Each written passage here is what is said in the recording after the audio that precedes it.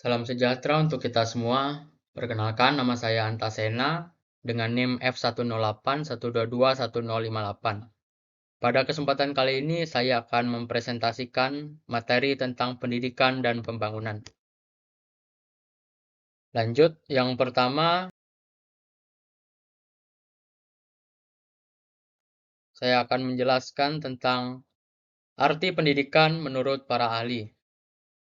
Yang pertama, menurut Aristoteles, pendidikan adalah salah satu fungsi dari suatu negara dan dilakukan terutama setidaknya untuk tujuan negara itu sendiri. Negara adalah institusi sosial tertinggi yang mengutamakan tujuan tertinggi atas kebahagiaan manusia. Pendidikan adalah persiapan atau bekal untuk beberapa aktivitas atau pekerjaan yang layak. Pendidikan semestinya dipandu oleh undang-undang untuk membuatnya sesuai dengan hasil analisis psikologis dan mengikuti perkembangan secara bertahap, baik secara fisik maupun secara mental. Yang kedua, menurut Socrates, pendidikan adalah suatu sarana yang digunakan untuk mencari kebenaran, sedangkan metode yang digunakan adalah dialektika. Ketiga, menurut John Stuart Mill, menjabarkan bahwa pendidikan itu meliputi segala sesuatu yang dikerjakan oleh orang lain untuk dia dengan tujuan mendekatkan dia kepada tingkat kesempurnaan.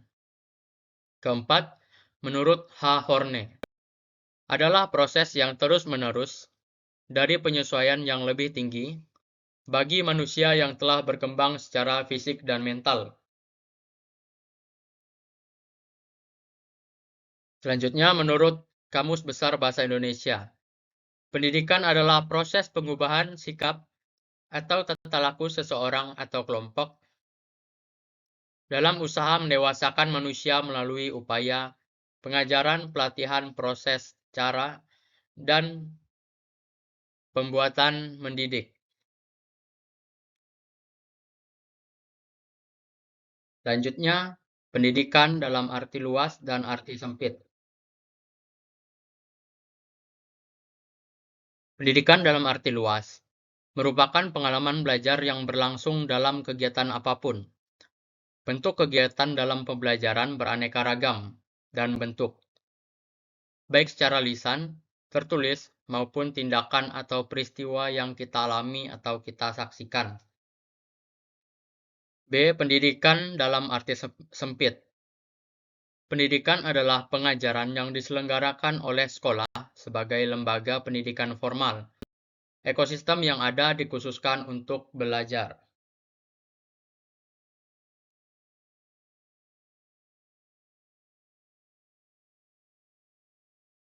Selanjutnya, esensi pendidikan dan pembangunan serta titik temunya. Pendidikan merupakan usaha ke dalam diri manusia, sedangkan pembangunan merupakan usaha keluar dalam diri manusia. Pendidikan menghasilkan sumber daya tenaga yang menunjang pembangunan, dan hasil pembangunan dapat menunjang pendidikan.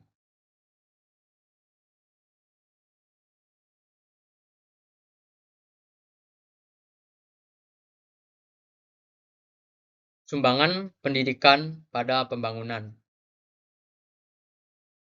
Oke, selanjutnya sumbangan pendidikan pada pembangunan. Yang pertama, segi sasaran pendidikan. Pendidikan adalah usaha sadar yang ditujukan kepada peserta didik agar menjadi manusia yang berkepribadian kuat dan utuh, serta bermoral tinggi. Selanjutnya, segi lingkungan pendidikan terdiri dari A. Lingkungan keluarga. Di dalam lingkungan keluarga, anak dilatih berbagai kebiasaan yang baik atau habit formation tentang hal-hal yang berhubungan dengan kecekatan, kesopanan, dan moral. B. Lingkungan sekolah. Di lingkungan sekolah, peserta didik dibimbing untuk memperluas bekal yang telah diperoleh dari lingkungan kerja keluarganya berupa pengetahuan, keterampilan, dan sikap. C. Lingkungan masyarakat. Di lingkungan masyarakat, Peserta didik memperoleh bekal praktis untuk berbagai jenis pekerjaan yang akan berguna untuk kedepannya. Selanjutnya, segi jenjang pendidikan. Pendidikan dasar merupakan basic education yang memberikan bekal dasar bagi pendidikan menengah dan pendidikan tinggi.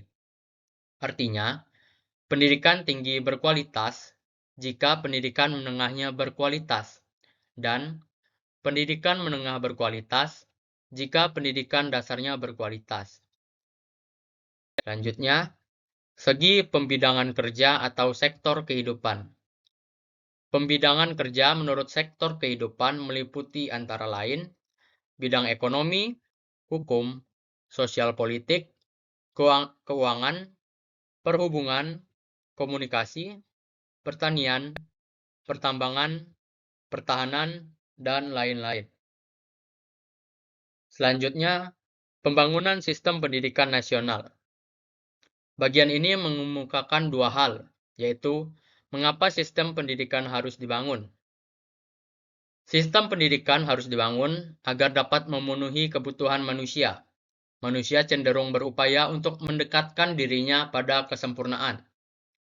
Untuk itu, perlu dilakukan perbaikan-perbaikan, termasuk sistem pendidikan.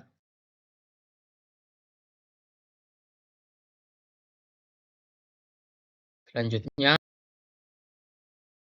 upaya pembangunan pendidikan nasional. Yang A, jenis upaya pembaruan pendidikan.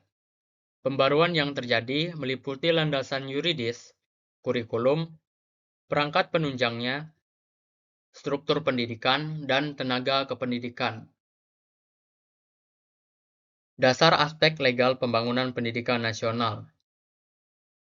Dasar dan aspek legal pembangunan pendidikan nasional berupa ketentuan-ketentuan yuridis yang menjadi dasar, acuan, serta mengatur penyelenggaraan sistem pendidikan nasional, seperti Pancasila, Undang-Undang Dasar 1945, GBHN, UU Organik Pendidikan, Perpu, dan lain-lain.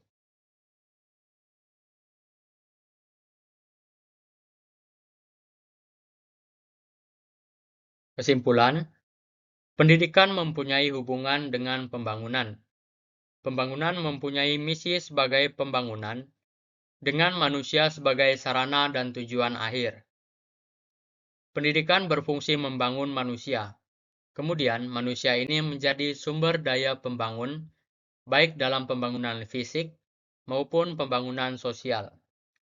Dengan tenaga manusia yang terdidik, dapat menciptakan pembangunan yang semakin baik, baik dalam segi lingkungan, pendidikan, jenjang pendidikan, dan juga sektor kehidupan. Sekian presentasi saya pada kesempatan kali ini. Terima kasih atas waktu yang telah diberikan. Saya pamit undur diri. Terima kasih.